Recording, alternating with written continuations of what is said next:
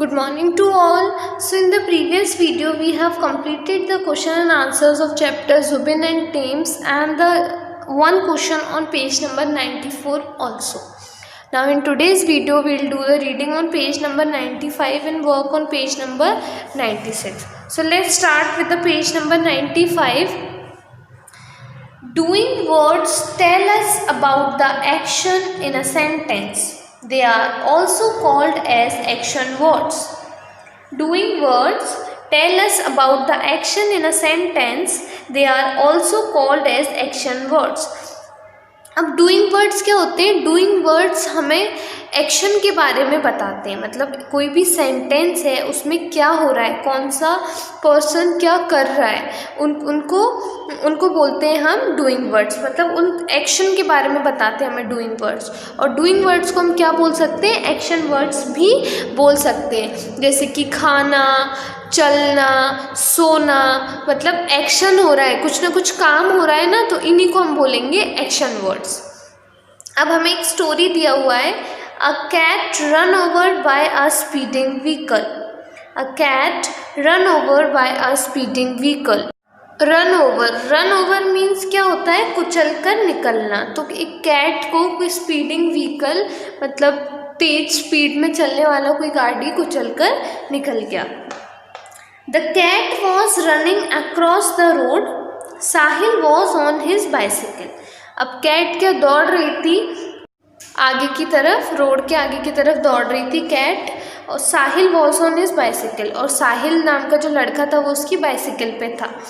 He was at a great speed. वो बहुत great speed यानी कि अच्छी खासी तेज स्पीड से चला रहा था bicycle. He did not see the cat and dashed right into it. वो बच्चा क्या मीन्स जो साहिल था वो बिल्ली को नहीं देख पाया था और उससे टकरा गया। Sahil fell off his bicycle, the cat mute in pain. अब साहिल भी उसकी बाइसिकल से गिर गया था और कैट ने क्या किया? म्यू, जो उसका साउंड होता है कैट का, तो दर्द में उसने म्यू किया। It could not move, it had injured it's पॉ। अब इट मीन्स जो कैट थी वो मूव नहीं कर पा रही थी, मूव नहीं कर सकती थी, और उसने अपना पॉ यानी कि जो पंजा था उसका वो इंजर्ड कर लिया था, उसको उसके पंजे पे चोट आ गई थी। साहिल picked the cat up and carried it to a nearby veterinary doctor. अब साहिल ने उसको कैट को उठाया और उसको कहाँ ले गया? पास ही के वेटरनरी डॉक्टर। वेटरनरी डॉक्टर होते हैं पशु चिकित्सक, उसके पास उनको ले गया कैट को। The doctor bandaged its paw.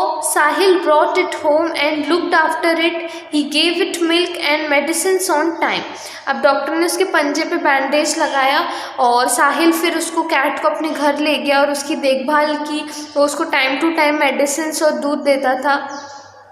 This was Sahil's way of saying sorry dear cat. अब ये क्या साहिल के बोलने का तरीका है कि वो क्या बोल रहा है? सॉरी बोल रहा है कैट से कि सॉरी डियर कैट। अब उसने क्या गलती से उससे हो गया था, इवन उसका एक गलती था कि वो बहुत तेज़ स्पीड में साइकिल चला रहा था, लेकिन जब उससे गलती हो गई तो कैट को वहीं ऐसे छोड़ के नहीं गया, उसको डॉक्टर के पास ले गया, उसका ड्रेसिंग वगैरह करवाया और फिर उधर से ड्रेसिंग करवाने के बाद भी अपने घर ले गया और उसकी देखभाल की। Now underline all the doing words in the above passage. अब हमको क्या करना है? जितने भी डूइंग वर्ड्स हैं पैसेज में उनको अंडरलाइन करना है। तो स्टार्टिंग से हम देखते हैं कौन कौन से डूइंग वर्ड्स आ रहे हैं। द कैट वॉज रनिंग दौड़ रही थी ना, across the road. Sahil was on his bicycle, he was at a great speed, he did not see, देख नहीं सका वो। The cat and dashed.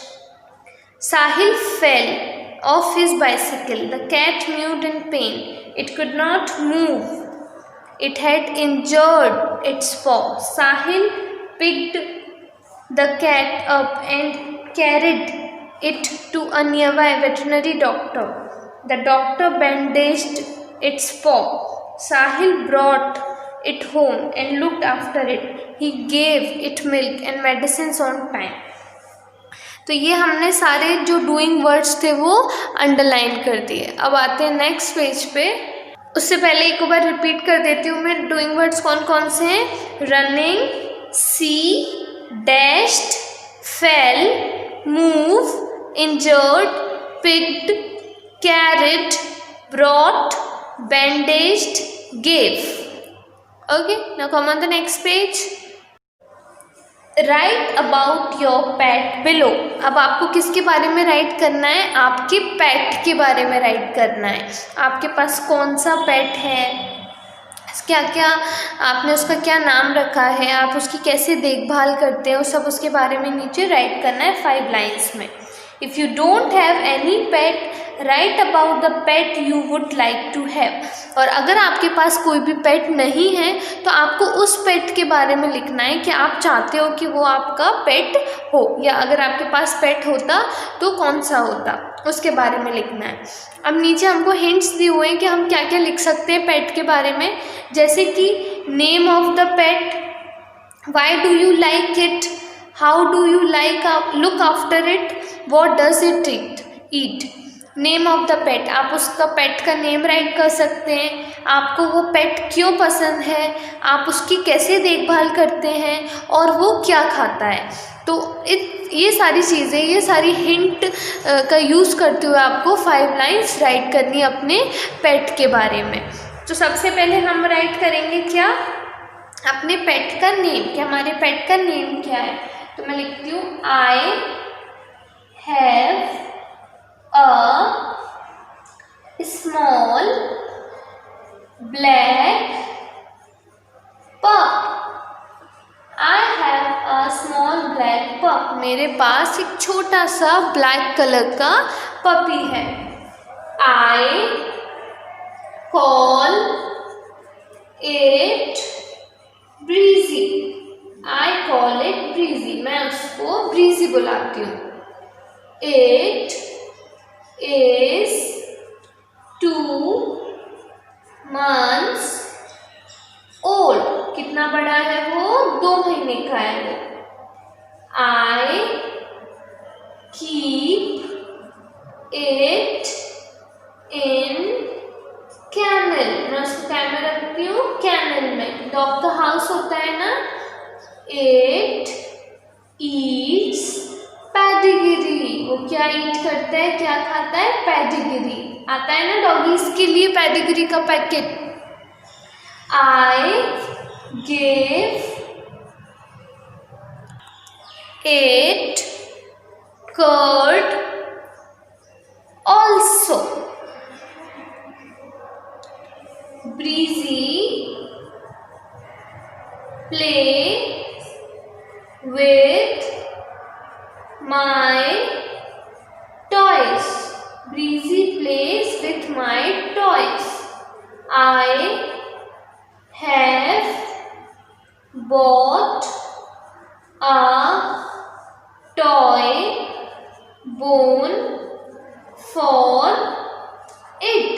आपने देखा है टॉय बोन, जो असली का बोन आता है ना, हड्डी, बिल्कुल उसी तरीके से एक टॉय बोन भी आता है. तो बहुत सारे लोग क्या करते हैं, अपने पेट्स के लिए वो टॉय बोन खरीद लेते हैं. तो फिर वो उनका जो पेट रहता है ना, उससे खेलना बहुत पसंद करता है. क्योंकि डॉगीज़ को हमने कार्टून्स में भी देखा है, मूवीज़ में भी देखा है, क्या वो बोन रहती है उससे खेलना पसंद है. तो उसी तरीके का एक बिल्कुल खिलौने वाला बोन आता है, जो कि असली के बोन जैसा शेप रहता है, उसको बिल्कुल वैसे ही लगता है. तो वो बोन हम खरीद लेते हैं, जिससे कि हमारा पेट खुश रहेगा और काफ़ी उससे बहुत मज़े लेके खेलता भी है. I love my pet, it loves me too. I'm reading again. I have a small black pup. I call it Breezy. It is 2 months old. I keep it in kennel. It eats pedigree. I give it curd also. Breezy plays with my toys. I have bought a toy bone for it. I love my pet. It loves me too. तो ये हमने एक paragraph ही right कर दिया हमारे पेट के बारे में, कि मेरे पास कौन सा पेट है और अगर होता तो फिर कौन सा होता. तो यहाँ पे मैंने राइट किया है कि मेरे पास कौन सा पेट है. ठीक है, अब आते हैं हमारी रीडिंग एक्टिविटी पे. क्या रीड करना है आज हमको? कुछ वर्ड्स गिवन है, इनको जोर से रीड करना है. जियांट, जेम, जून, जैम, जैकेट, जुलाई, जिम, जिराफ, जनवरी, जियांट, जैम, जून, जैम, जैकेट, जुलाई, जिम, जिराफ, जनवरी। अब जैसे मैं रीड कर रही हूँ ना, ऐसे आपको भी रीड करना है, प्रोनाउंसिएशन पे ध्यान देना है। ऐसी थोड़ी ना आती है रीडिंग एक्टिविटी, क्यों आती है? जिससे आपका प्रोनाउंसिएशन इम्प्रूव हो। आप ये क्या लिखा है, जियांट, कुछ लोग ज्ञांट पढ़ते हैं इसको, तो नहीं, ये क्या होता है, जियांट। इस तरीके से तो हर वर्ड का आपको ध्यान रखना है। बहुत सारे, अभी हम कौन से चैप्टर पे आ गए, चैप्टर 12 चल रहा है हमारा, तो फ्रॉम चैप्टर 1 टू चैप्टर 12 कितने सारे वर्ड्स हमने रीड कर लिया। अब अगर आप ध्यान दोगे ना तो सोचना एक बार बैठ के कि कितने सारे वर्ड्स के प्रोनाउंसिएशन आपको पता पड़ गए, या जिनके नहीं पता थे उनके इम्प्रूव हो गए ना। तो ये सारी इस बुक में जितनी भी चीज़ें दी गई हैं, बिल्कुल हर एक चीज़ सोच समझ के दी गई है, तो आपको हर एक चीज़ पर ध्यान देना है, कोई भी चीज़ इग्नोर नहीं करनी है, ठीक है। तो ये हमारा वर्क कंप्लीट हुआ आज का। Rest of the work related to this chapter will do in the next video. और फिर कुछ दिनों में हमको ग्रामर भी स्टार्ट करनी है। अब हम मीन्स एक आध चैप्टर करके फिर उसके बाद क्या ग्रामर स्टार्ट करेंगे। और ग्रामर के लिए आपको एक न्यू नोटबुक लेना होगा, अलग से नोटबुक मेंटेन करना है ग्रामर का, ठीक है। पर पहले हम ये चैप्टर्स का वर्क कंप्लीट करेंगे। Okay, thank you.